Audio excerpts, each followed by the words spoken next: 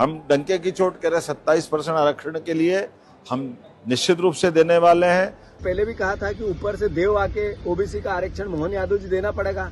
हमारी ये सेना वकीलों की ये ओबीसी के आरक्षण के हक में अपना काम करके देगी। फिर से कह रहा हूं, मोहन यादव रामद्रोही है, मोहन यादव हिंदू द्रोही है, मोहन यादव सवर्णद्रोही है। लोकमत पर आज हम आपको मध्य प्रदेश की उस सबसे बड़ी खबर के बारे में बताने जा रहे हैं जिसने न सिर्फ मध्य प्रदेश की राजनीति, सामाजिक, बल्कि देश भर में राजनीतिक बवाल मचा दिया है। मध्य प्रदेश में ओबीसी आरक्षण की सीमा को 14% से बढ़ाकर 27% किया गया, लेकिन इस पूरे मामले को पहले हाईकोर्ट और उसके बाद सुप्रीम कोर्ट में चुनौती दी गई और सुप्रीम कोर्ट में अब ओबीसी आरक्षण के मामले को लेकर हर दिन सुनवाई भी हो रही है। लेकिन सुप्रीम कोर्ट में राज्य सरकार की तरफ से जो हलफनामा दिया गया उसके कुछ बिंदु, कुछ पन्ने जो हैं अब सोशल मीडिया पर वायरल हो रहे हैं। इन पन्नों के लीक हो जाने के बाद जो है अब राजनीतिक और सामाजिक स्तर पर कई तरह के सोशल मीडिया कैंपेन चलाए जा रहे हैं। सोशल मीडिया पर मुख्यमंत्री मोहन यादव के ओबीसी रिजर्वेशन को लेकर कई कैंपेन जो हैं ट्रेंड करते हुए नजर आ रहे हैं और ये सब तब हो रहा है जब बिहार में इलेक्शन होना है, बिहार में चुनाव की तारीखों का ऐलान हो गया है। हम आपको बता दें कि जब मोहन यादव को मध्य प्रदेश का मुख्यमंत्री बनाया गया था तब बीजेपी की मंशा ये थी कि बिहार और यूपी के चुनाव में मोहन यादव के यादव होने को पेश कराया जाएगा। लेकिन अब मोहन यादव मध्य प्रदेश के साथ ही बिहार और उत्तर प्रदेश की राजनीति को भी प्रभावित करते हुए नजर आ रहे हैं, क्योंकि सोशल मीडिया पर जो कैंपेन चलाया जा रहा है उसमें मोहन यादव को रामद्रोही तक करार दिया जा रहा है और बताया ये भी जा रहा है कि इसमें बीजेपी और आरएसएस के लोग भी शामिल हैं जो ओबीसी रिजर्वेशन दिए जाने के खिलाफ हैं। अब हम आपको बता दें कि सुप्रीम कोर्ट में सरकार की तरफ से जो 15,000 पन्नों का एफिडेविट दिया गया है, जो हलफनामा दिया गया है, उसके जो कंटेंट लीक हुए हैं और उसको लेकर अब ये बताया जा रहा है कि जो पेज लीक हुए हैं उसमें राज्य सरकार की तरफ से जो जानकारी सुप्रीम कोर्ट में दी गई है उसमें राम को लेकर, द्रोणाचार्य को लेकर, एकलव्य को लेकर कुछ टिप्पणियां की गई हैं और इसी को लेकर अब जो सामान्य वर्ग के लोग हैं वो सोशल मीडिया पर कैंपेन चला रहे हैं और मोहन यादव को रामद्रोही तक करार दिया जा रहा है। लेकिन इन सबके फायदे नुकसान की बात हम करेंगे, लेकिन सबसे बड़ी वजह है कि क्या 27% ओबीसी रिजर्वेशन जरूरी है, क्योंकि सरकार का ये तर्क है कि 50% से ज़्यादा आबादी मध्य प्रदेश में ओबीसी वर्ग की है और ऐसे में इसे बढ़ाकर 14% से 27% किया जाना चाहिए। ये मुद्दा कई सालों से चला आ रहा है। 1984 में रामजी महाजन आयोग बना, उसकी रिपोर्ट आई, उसके बाद 2002 में एक रिपोर्ट आई, तब भी बढ़ाकर जो ओबीसी रिजर्वेशन है उसको बढ़ाया गया था, तब भी ये मामला कोर्ट में गया और उसके बाद उस पर रोक लग गई। तत्कालीन कमलनाथ सरकार के समय भी आरक्षण को बढ़ाकर 27% किया गया, लेकिन ये 50% से ज़्यादा हो गया और सुप्रीम कोर्ट का एक आदेश कहता है कि किसी भी राज्य में ओबीसी आरक्षण की सीमा 50% से ज़्यादा नहीं होना चाहिए और ऐसे में मध्य प्रदेश में सीमा 63% तक पहुंच गई थी और इसी वजह से ये पूरा का पूरा मामला पहले हाईकोर्ट और उसके बाद सुप्रीम कोर्ट में पहुंचा। लेकिन कैसे इस पूरे मामले को लेकर दो वर्ग आमने सामने आ गए। ओबीसी वर्ग जो इस आरक्षण के समर्थन में है और दूसरी तरफ सामान्य वर्ग और जो उससे जुड़े समाज के लोग हैं वो ओबीसी आरक्षण का विरोध कर रहे हैं और सोशल मीडिया पर इसको लेकर दो अलग अलग ट्रेंड भी देखने को मिल रहे हैं।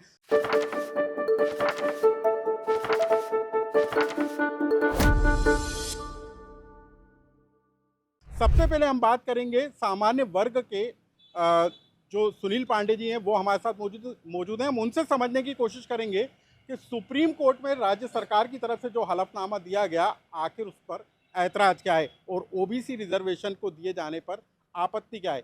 जब ओबीसी की आबादी 50% से ज़्यादा है तो ओबीसी को 27% आरक्षण क्यों नहीं दिया जाए? देखिए, पहली बात तो ये है कि ये एक भ्रम फैलाया जा रहा है कि हम किसी आरक्षण के विरोधी, हम किसी भी तरीके के आरक्षण का विरोध नहीं करते। ये हम हमेशा हर मंच पे कह रहे हैं। हमारा सिर्फ एक मत है, आरक्षण लागू करने का जो मानसिकता थी, जो सोच था, वो ये था कि समाज में समानता लाना।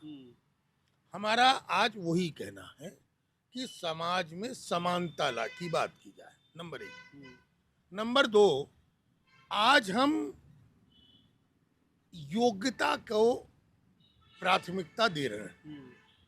योग्यता एससी में भी हो सकती है, एसटी में भी हो सकती है, ओबीसी में भी हो सकती है, हमारे ब्राह्मण बच्चे में भी हो सकती है। आर्थिक आधार पर आरक्षण दिया जाए, इसकी पैरवी आप करते हुए नजर आ रहे हैं। लेकिन जो सोशल मीडिया पर कैंपेन चलाया जा रहा है, मोहन यादव को रामद्रोही बताया जा रहा है, सुप्रीम कोर्ट में जो हलफनामा दिया गया है उसके जो कंटेंट लीक हुए हैं, उसको लेकर क्यों कैंपेन चलाने की जरूरत पड़ रही है? देखिए, ये कैंपेन जो लोग चला रहे हों, ये मुझे लगता है कि ये राजनीतिक कैंपेन है, क्योंकि अगर भगवान जैसा उदाहरण वहाँ पेश हुआ है, राम जी महाजन का गठन, आयोग का गठन 1980 में हुआ और उनकी रिपोर्ट 1983 में आई, जबकि इंदिरा साहनी वर्सेस भारत सरकार 9 सदस्यीय संविधान पीठ की जो रूलिंग आई है वो 93-94 में आई है। तो ये सारी रिपोर्टें तो पहले ही खारिज हो गई, जो रिपोर्ट आज सरकार ने वहाँ प्रस्तुत की हैं, तभी इंदिरा साहनी वर्सेस वो आया। अब जहाँ तक रामद्रोही मोहन यादव का प्रश्न है, तो उसमें जो एक पैरा लगा हुआ है, 1212 नंबर पेज है, जिसमें जो राम जी महाजन की रिपोर्ट थी उसमें उसके 1212 नंबर पेज पर ये उद्धरण दिया है कि भगवान श्री राम ने ऋषि शंभुक का वध किया। तो इसके ये तो बड़ा आश्चर्यजनक विषय है। भगवान राम ने तो महापंडित, महाब्राह्मण, महात्रिलोकदर्शी रावण का भी वध किया, तो ब्राह्मण का भी वध किया उन्होंने। तो जिसने अपराध किया, जो धर्म के विरुद्ध गया, उसका वध भगवान श्री राम ने किया। तो इसमें फिर विवादित क्या है? ये मैंने कहा ना, ये जो समझदार लोग हैं, समझने वाले लोग हैं, चाहे वो ओबीसी वर्ग के हो, चाहे वो सवर्ण वर्ग के हो, ये उनके द्वारा ट्रेंड नहीं है। ये ट्रेंड पॉलिटिकल ट्रेंड हो सकता है, राजनीतिक ट्रेंड हो सकता है। उसमें एक और उदाहरण है, मैं आपको और बता रहा हूँ। उसमें एक उदाहरण है कि गुरु द्रोणाचार्य ने एकलव्य से अंगूठा मांगा, और एकलव्य दलित समाज से आता था, निषाद समाज से आता था, लेकिन ये उदाहरण नहीं दे रहे कि उसका वध किसने किया, उसको क्यों मारा। वध किया भगवान कृष्ण ने वध किया, उसको क्यों मारा? बेवजह का विवाद है आपको नहीं, लग रहा है? उसको क्यों मारा? इसलिए मारा कि वो जरासंध की सेना का नायक था। जरासंध कौन था? इतिहास को उठा के देखिए, वो उसका नायक था, और वो कौरवों की तरफ से लड़ रहा था, और वो यादवों को सर्वाधिक मार रहा था। तब भगवान कृष्ण ने उसको ललकारा और उसका वध किया।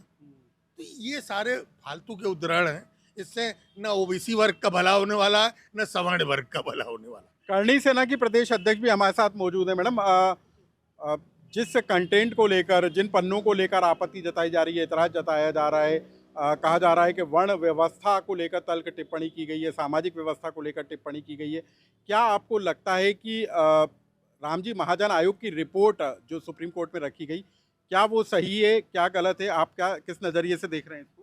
पहले तो ये सारी चीज़ों को मैं ऐसे देखती हूँ कि एक तरह से जो आरक्षण हम जिस मुद्दे को लेकर सुप्रीम कोर्ट तक पहुँचे हैं, वो वहाँ तक वो मुद्दा ना पहुँचकर बीच में ही राजनीतिक पार्टियां अपने आप को प्रस्तापित या अपने आप को स्थापित करने में लग गई हैं। जैसे कि मोहन यादव जी, हमारे मुख्यमंत्री जी, एक तरफ तो कहते हैं कि राम भगवान हत्यारे हैं, एक तरफ कहते हैं कि मैं ओबीसी एसटी एससी के साथ में हूँ।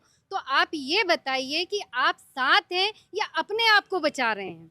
आपको अगर अपने आप को बचाना है तो इस तरह के वक्तव्य ना दें, अपने बाहर ना निकालें, जिससे कि हम भाई बहनों में ही एक विवाद स्फुरित हो जाए या हम एक दूसरे के विपक्ष में हो जाएं। कहने का तात्पर्य ये है कि आपने जो रिपोर्ट अभी लगाई है या जो सुप्रीम कोर्ट में अपने पन्ने अपने पेश किए हैं, उनमें आपने वो चीज़ तो रखी ही नहीं जिसके लिए आप पहुँचे। ना ही आपने ये कहा कि इनको क्यों चाहिए या हमें क्यों चाहिए। आर्थिक की कोई बात ही नहीं है, समानता की कोई बात ही नहीं है। ऊपर से आप हमारे क्षत्रिय, जो आप बीजेपी राम राम करते करते आज स्थापित हुई हैं, उन्हीं राम भगवान को आप हत्यारा बता रहे हैं। तो कहने का मतलब ये कि आप चाहते क्या हैं, आप कर क्या रहे हैं। आप एक आरक्षण के पीछे अपने आप को स्थापित कर रहे हैं या हम लोगों का भला कर रहे हैं। आज आप कहते हैं कि राम भगवान हत्यारे थे, अरे वहीं शबरी जाइए, शबरी माता दलित थी जिनको राम भगवान ने अपने सामान बिठाया और सब में पुजवाया, हम उनसे आते हैं। तो ये तो भगवान की बात हो गई। अभी आप मनुष्यों में तो देखिए। लेकिन सरकार, अब हम आपको बता दें कि बीजेपी ने इस बात का खंडन किया है और बीजेपी ने अपने सोशल मीडिया पोस्ट पर लिखा है कि कुछ शरारती तत्व ये दुष्प्रचार फैला रहे हैं कि ओबीसी आरक्षण मामले में सुप्रीम कोर्ट के समक्ष मध्य प्रदेश सरकार ने वर्ण व्यवस्था पर टिप्पणी की है। कुछ टिप्पणियां इस तरह भी वायरल की जा रही हैं जैसे वे मध्य प्रदेश शासन के हलफनामे का हिस्सा हों। बीजेपी ने अपने पोस्ट में ये भी लिखा है कि ये जो वायरल सामग्री है वो असत्य है, मिथ्या है, भ्रामक है। ये केवल भ्रम और दुष्प्रचार फैलाने की कोशिश की जा रही है। ये सामग्री ना तो शासन के हलफनामे का हिस्सा है और ना ही किसी नीति या निर्णय का हिस्सा है। ये अंश मध्य प्रदेश राज्य पिछड़ा वर्ग आयोग, महाजन आयोग 1983 की रिपोर्ट का हिस्सा है, ना कि वर्तमान शासन का। जब सरकार कह रही है, बीजेपी कह रही है कि ये तो उनकी रिपोर्ट का हिस्सा ही नहीं है, रामजी महाजन की रिपोर्ट का हिस्सा है, तो इसको सोशल मीडिया पर ट्रेंड क्यों किया जा रहा है मोहन यादव के खिलाफ? तो आप ये बताइए कि आई कहाँ से, ये रिपोर्ट बाहर आई कहाँ से? कहीं ना कहीं आग होती तभी चिंगारी बाहर आती है, आपने कहा ही होगा।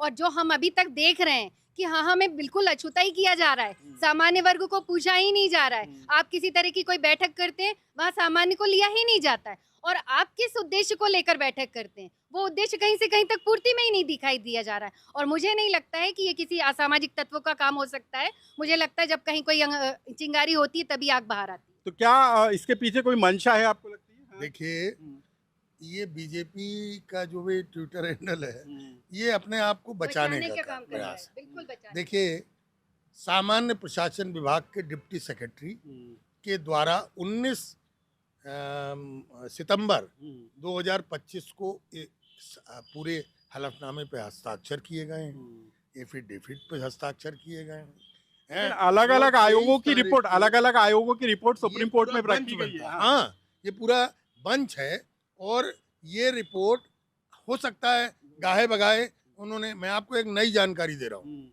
आज सुप्रीम कोर्ट में सुनवाई हो रही थी। भारत सरकार के, मध्य प्रदेश सरकार के वकीलों ने समय मांगा है, मांग लिया है और सुप्रीम कोर्ट इस पर नाराज हुआ है। अभी की रिपोर्ट है, मैं आधे 1 घंटे पुरानी खबर है। और कल की डेट में लगाने का वो नाराज हो गए, कल की डेट लगाई गई है। समय मांगा है रिपोर्ट पर सुधार करने के लिए। तो मुझे लगता है ये जो नई चीज़ें प्रस्तुत हुई हैं, ये सारी मैं आपको एक महत्वपूर्ण बात कहना चाह रहा हूँ। 1 मिनट का समय लूँगा। आप योग्यता के आधार पर को मार रहे हैं, किल कर रहे हैं। योग्यता SC/ST में भी हो सकती है, SC में हो सकती है, ST में भी, OBC में भी और सवर्ण में भी। अगर आप 2047 में भारत को विश्व गुरु बनाने की दिशा में चल रहे हैं, तो आपको योग्य इंजीनियर चाहिए, योग्य डॉक्टर चाहिए, योग्य इंडस्ट्रियलिस्ट चाहिए। और योग्यता की कोई जाति नहीं होती, योग्यता कहीं से भी निकल सकती है, SC से भी, OBC से भी और सवर्ण से भी। तो फिर ओबीसी आरक्षण को लेकर क्यों बात की जा रही है? यहाँ पर हमारे साथ कुछ लोग मौजूद हैं ओबीसी वर्ग से। सर, जो बात की जा रही है, सोशल मीडिया पर जो कैंपेन चलाया जा रहा है, एक तरफ तो विरोध हो रहा है और दूसरी तरफ मोहन यादव के समर्थन में कुछ लोग हैं। क्यों आप लोगों को लगता है कि ओबीसी आरक्षण जरूरी है और जो ये कैंपेन चलाया जा रहा है इसके पीछे क्या नजर आता है? देखिए, आरक्षण का जो एक मुद्दा है, आरक्षण एक कोई दी हुई सौगात नहीं। आरक्षण का मतलब ये है कि आर्थिक समानता का जो है, भाईचारे का जो है संदेश है कि जिसमें जो आर्थिक और सामाजिक रूप से जो पिछड़े लोग हैं उनको समानता का उसमें दायरे में लाया जाए। ना कि इसका जो है, आज देख रहे हैं हम, जब समानता की बात कर रहे हैं, जब तक मोहन यादव जी को जब मध्य प्रदेश की जो है बागडोर जब थामी गई थी, तो उस समय जब तक उन्होंने जो है रिजर्वेशन की बात नहीं कही, 27% आरक्षण की बात नहीं कही, तब तक तो वो राम भक्त थे, हनुमान भक्त थे। तब तो जो है यहाँ के जो है जो आज जिस तरीके से जो सवर्ण आवाज उठा रहे ये जो मुद्दे चल रहे हैं, तब तक उन्होंने रिजर्वेशन की बात नहीं करी, तब तक जो है वो सही थे। लेकिन जब जैसे ही उन्होंने 27% रिजर्वेशन की जो है कि मैं पूरी ताकत से आरक्षण ओबीसी को दिलवाऊंगा, तब से वो विद्रोही हो गए, देशद्रोही हो गए, राम के विरोधी हो गए। तो मेरा ऐसा मानना है कि कोई भी आज तक इस देश के अंदर में अगर आरक्षण की बात करेंगे तो प्रधानमंत्री जितने भी इस देश के अंदर में बने उन्हीं के हाथों में शासन सत्ता रही। तो ये 27% रिजर्वेशन क्यों टांग के रखा है भाई?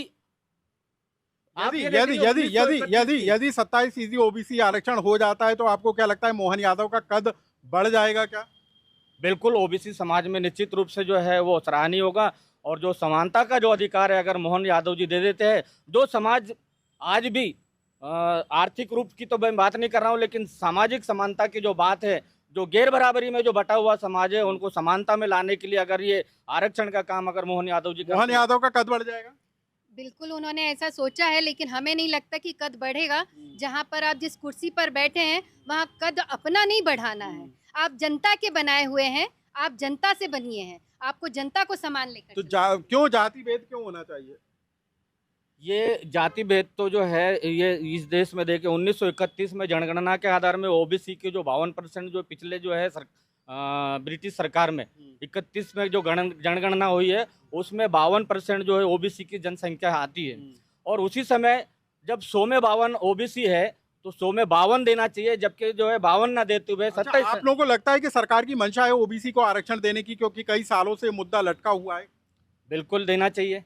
ये मंशा आपको नजर आती है सरकार की क्या?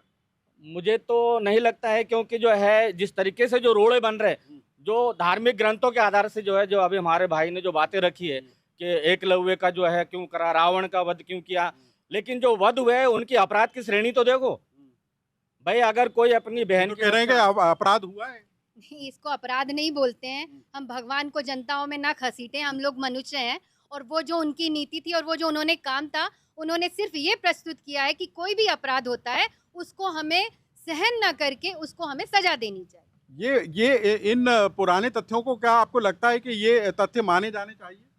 पुराने तथ्य देखिए साहब, हम तो भारतीय संविधान और संविधान के मूल आधारों पर मानने वाले लोग हैं।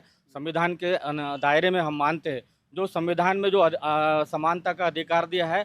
लेकिन कुछ लोगों के पेट में ये दर्द है कि जो आज ओबीसी और एससी के जो लोग जो है एजुकेशन के माध्यम से, रिजर्वेशन के माध्यम से जो असमानता है, जो गैर बराबरी थी, उसमें जो समानता का अधिकार है, कहीं ना कहीं उन लोगों के पेट में दर्द हो रहा है कि कल को जिनको जो है जूते की नोक पे बिठाया जाता है, आज उनको लग रहा है कि हमारे बराबर कुर्सी समानता मिल जाएगी तो पेट में दर्द हो जाएगा। मैं पूछना चाहती हूँ अपने भाई से, क्या 35% लाने वाला व्यक्ति या पढ़ने वाला बच्चा ज्यादा एजुकेटेड है या 95 लाने वाला ज्यादा एजुकेटेड है या जिसको ज्यादा नॉलेज है? आप रिजर्वेशन का क्यों सहायता ले रहे हो? आपकी अगर काबिलियत है, आपका बच्चा पढ़ने वाला है तो उसको भी 95 में रखा जाए ना। पेट में दर्द क्यों हो रहा है? पेट में दर्द नहीं, देखिए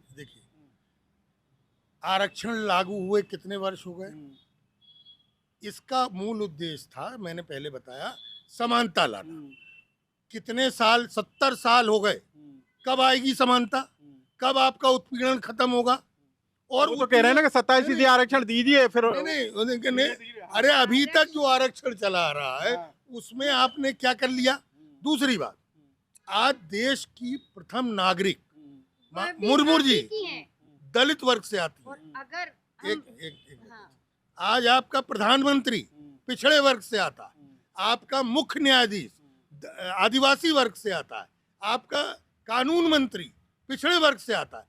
मतलब पूरे जितने पद हैं आपके, सारे पद, अगर उसके बाद भी आपका उत्पीड़न है तो इसके लिए सवर्ण तो दोषी नहीं है। जब देश को आज़ादी मिली, आज़ादी से लेके अगर अपन देखते हैं तो इस देश के पंडित जवाहरलाल नेहरू से लेके पंडित अटल बिहारी वाजपेयी तक जो है जितने भी प्रधानमंत्री कौन बने हैं, मैं इसको बताना सबको मालूम है, विदित है कि कौन बने हैं।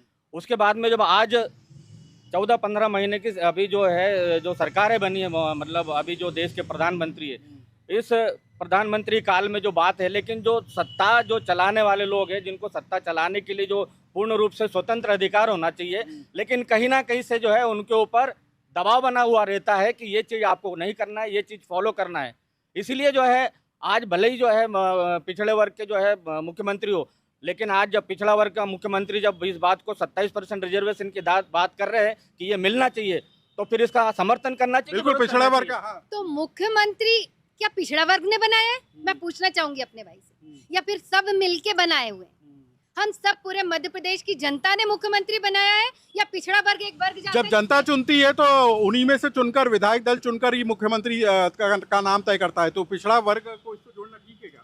संख्या के आधार से देखे जाएंगे तो 52% ओबीसी का, जिसकी जितनी संख्या के आधार पे हम जब बात करते हैं, कई महापुरुषों ने जो है फुले साहू, सयाजी राय गावकड़, कितने साल और लगेंगे ओबीसी आरक्षण यानी समानता लाने में? सामाजिक देखिए, जब से जैसे 1931 में जब इस देश में अंग्रेज थे, उस समय जातिगत जनगणना हुई और जनगणना से आंकड़े निकल के आए कि 52% ओबीसी की संख्या है।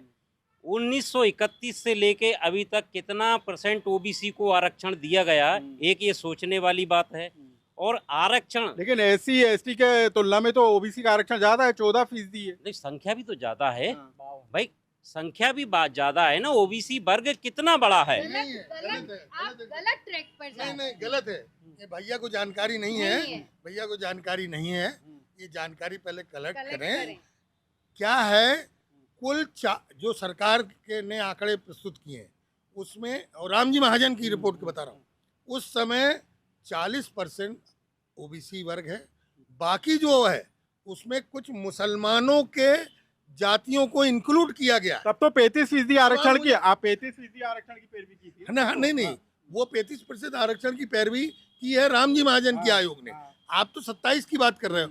दूसरी बात भैया की, मैंने कहा ना, जो 52% ये भैया बता रहे हैं, इसमें मुसलमानों की भी कुछ जातियां हैं जिसको पसमानदा के नाम से जाना जाता है। दूसरी बात में बहुत एक महत्वपूर्ण, यादव, लोधी, गुजर, आपके सोनी और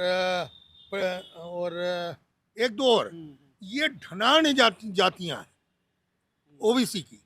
कुशवाहा, सेन, ओबीसी के अंदर ही ओबीसी के अंदर ही असमानता नहीं है? आपको नहीं लगता आर्थिक असमानता तो ओबीसी वर्ग के अंदर ही आ गई है? देखिए, मेरा ऐसा मानना है, आर्थिक रूप से जब समानता की बात कर रहे हैं तो इस देश के अंदर में सवर्ण समाज के पास में देश की कितनी संपत्तियां हैं, सवर्ण समाज के लोगों के पास में कितने व्यापार और बिजनेस है, सवर्ण समाज के लोगों के पास में कितने जो है विधायक सांसद है, उस तुलना में भी तो देखिए। अगर हमारा ओबीसी का भाई अगर 52% में अगर 2% भी अगर सक्षम है तो क्या परेशानी है?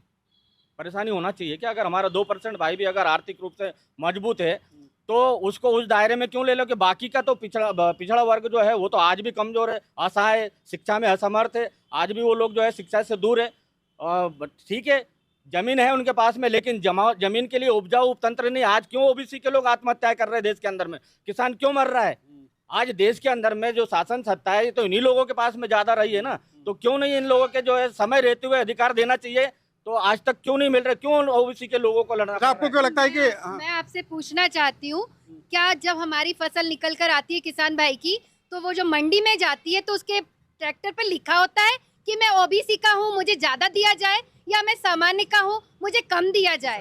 किसान का किसान ही जानता है कि वहाँ किसी भी तरह की ना आर्थिक और ना ही जातिगत किसी भी तरह की दोनों में विविधता नहीं देखी गई है। वो किसान है, उसको एक तुलना में देखा गया है। मेरे भाई का कहना है कि हमारे भाई भी आर्थिक है, तो आपको नहीं लगता कि सवर्णों में अपना कितना ही सब दिया है सरकार को?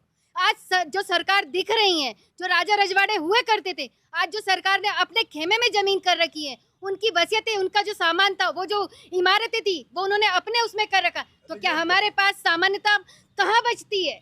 हमारे असामान्य लोगों के पास भी वही आर्थिक व्यवस्थाओं में कमी है। तो कुल मिलाकर मध्य प्रदेश की यदि हम बात करें तो आरक्षण का मुद्दा जो है सबसे बड़ा मुद्दा बन चुका है, और 27% ओबीसी आरक्षण को लेकर अब सुप्रीम कोर्ट में हर दिन सुनवाई हो रही है। लेकिन इसकी टाइमिंग को लेकर और जिस तरीके से सोशल मीडिया कैंपेन चलाया जा रहा है, उसको लेकर भी सवाल उठते हुए नजर आ रहे हैं कि क्या मध्य प्रदेश में ओबीसी आरक्षण का मुद्दा अब यहाँ से निकलकर बिहार और यूपी की राजनीति तक में असरदार साबित होगा, और क्या सुप्रीम कोर्ट ओबीसी आरक्षण मामले को लेकर कोई बड़ा फैसला करता है? इस पर सबकी नजरें होंगी। लेकिन हम आपको बता दें कि ओबीसी आरक्षण के मामले को लेकर मध्य प्रदेश में सरकारी पदों पर भर्तियों में भी सरकार ने एक फार्मूला लागू किया है। 83 और 13% का, और इसी के चलते जो 13% पद हैं वो होल्ड करके रखे और उस पर भर्तियां नहीं हो पा रही।